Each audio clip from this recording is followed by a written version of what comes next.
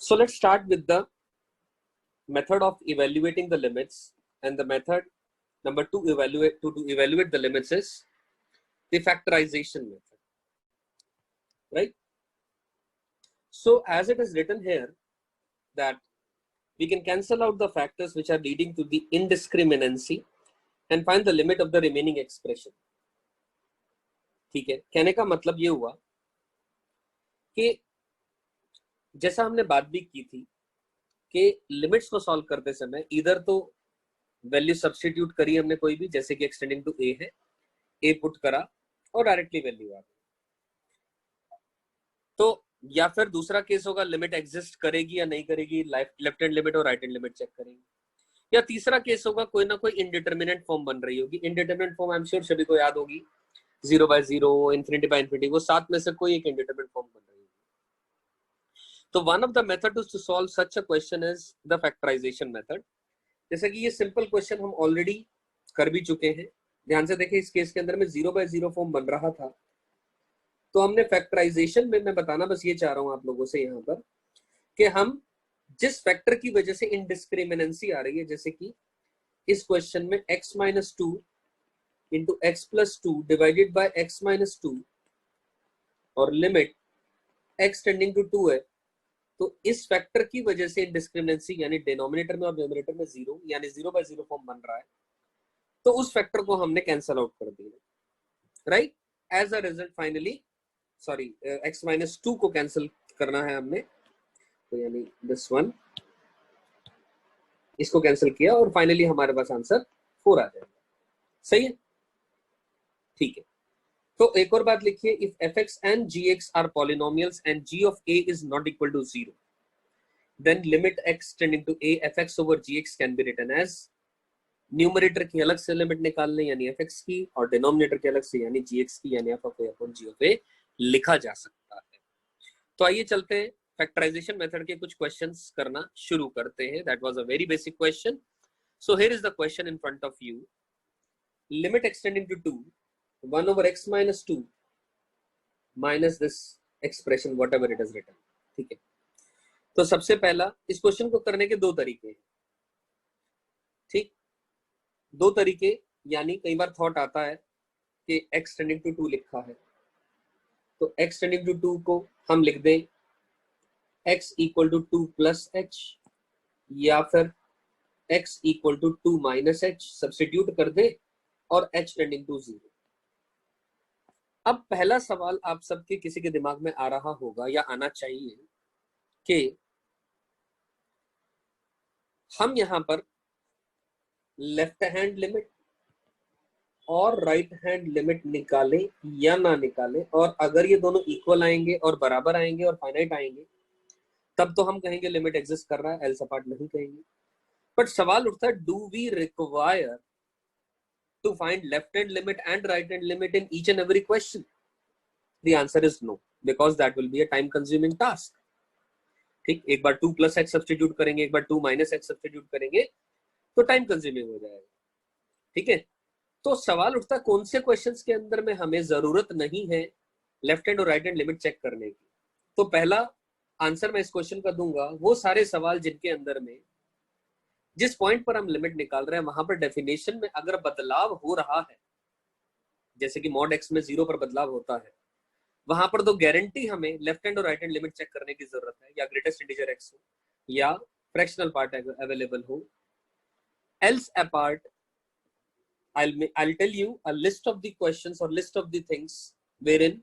जैसे कि oscillatory functions होते हैं, उनमें चेक करने की जरूरत होती है। एल्स अपार्ट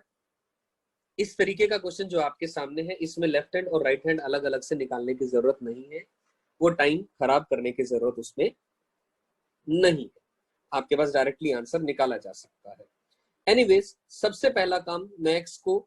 2 प्लस h या 2 माइनस h सब्स्टिट्यूट किए बिना मैंने डायरेक्टली क्या किया, यहाँ पर देखिए सोल्यूशन में लिखा भी है आपके लिए, यहाँ पर हमने एलसीएम ले लिया। ठीक है ना, एलसीएम लिया और सिंप्लीफाई करते गए, and I suppose that can be done from either of your side. ठीक है ना, ये हमने एलसीएम लिया, नीचे इसको फैक्टराइज किया, ये क्यूबिक इसको फैक्टराइज किया, x माइनस 1 x माइनस 2 ये आया, फर्दर सिंप्लीफाई किया और सिंप्लीफाई करने के बाद ये हमारे पास चीज निकल करके आ गई। अब जैसा हमने ऊपर भी लिखा था कि the vector which is creating a indeterminacy यानी x-2, तो उसको हमने ऊपर और नीचे से कैंसल आउट कर दिया, उसके अलावा जो बची चीजें वो लिख दिया, ये लिख दिया। अब हम डायरेक्टली सब्स्टिट्यूट कर सकते हैं वैल्यू x = 2 और ये आपके सामने आंसर आ जाएगा। You getting my point? या फिर मान लीजिए कोई बच्चा कह रहा है इस टाइम पे कि limit x tending to 2 x-3 divided by x into x-1, simplify करने के बाद कोई या तो LHL या RHL भी निकाल करके अगर आप करना चाहते हैं तब भी कर सकते हैं। यानी से मैं x = 2 + h सब्स्टिट्यूट कर दे रहा हूं, तो आपके पास क्या बन जाएगी बात, x को 2 + h, तो लिमिट h टेंडिंग टू 0, तो ये बन जाएगा x को 2 + h यानी 2 + h-3 divided by 2 + h into 2 + h-1, और एज अ रिजल्ट ये वैल्यू क्या आएगी हमारे पास, this value will be limit h tending to 0, ध्यान से देखें क्या आ जाएगा, कितना, h-1 divided by h + 2 into h+1, और आप 0 वैल्यू सब्स्टिट्यूट कर दें तो -1 divided by 2, that will be the answer to this question. चाहे डायरेक्टली आपने वैल्यू सब्स्टिट्यूट किया -1/2 निकालने के लिए, या फिर इधर LHL या RHL निकाल लिया, तब भी कोई बात नहीं है, कोई फर्क नहीं है। So this is how we crack or we do this question. I suppose ये थॉट आपको क्लियर हो गया होगा, am I right? Okay, just a minute.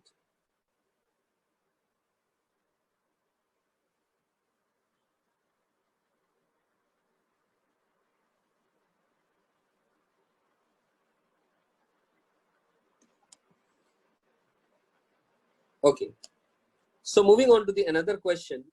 related to the factorization again. So here is the question, limit x tending to 2 power x plus 2 power 3 minus x minus 6 divided by blah blah blah, what is it, whatever it is written, ठीक है। तो हमने क्या किया, देखो ध्यान से, 2 power x as it is रखा और इसे 2 power 3 minus x को 2 power 3 अपॉन 2 power x लिख सकते हैं, और एलसीएम ले लिया न्यूमरेटर में, ये देखो ध्यान से एलसीएम लिया हुआ नजर आ रहा होगा, और 2 power -x/2 को हमने लिखा 1/2 की पावर x/2, यहां तक सही है बात, और 2 की पावर 1 - x को 2/2 की पावर x लिख दिया, और फाइनली फिर से हमने एलसीएम लिया डिनोमिनेटर में भी, और सिंप्लीफाई करने के बाद ये एक्सप्रेशन अपने पास आ जा रहा है। अब ध्यान से देखो, आप एक मिनट के लिए यहाँ पर अगर आप सब्स्टिट्यूशन भी करना चाहते हैं आप कर सकते हैं, 2 पावर x को t सब्स्टिट्यूट करना चाहते हैं कर सकते हैं, नहीं भी करना चाहते तब भी उससे भी ये चीज हो रही है। क्या, ध्यान से देखो, एक तरीके से ये 2 पावर, इसको फैक्टराइज करा आपने न्यूमरेटर को, ये लिखा 2 की power 2x minus 6 into 2 power x plus t, later से ये एक तरीके से t² माइनस 6t प्लस 8 लिखा है, तो t -4 इंटू t -2 लिखा है, और t की वैल्यू आप सब्स्टिट्यूट कर दें दोबारा, यानी 2 power x -2 into 2 power x -4, ये हमने एज इट इज लिख दिया न्यूमरेटर में, और डिनोमिनेटर में ये आ गया। अब ध्यान से देखो क्या किया जा सकता है, अब न्यूमरेटर में जो 2 पावर x -4 है उसको ब्रेक किया जा सकता है using the formula, 2 power x -4 को लिख सकते हैं हम लोग 2 पावर x/2 माइनस का 2 इंटू 2 पावर x/2 प्लस का 2, यानी a²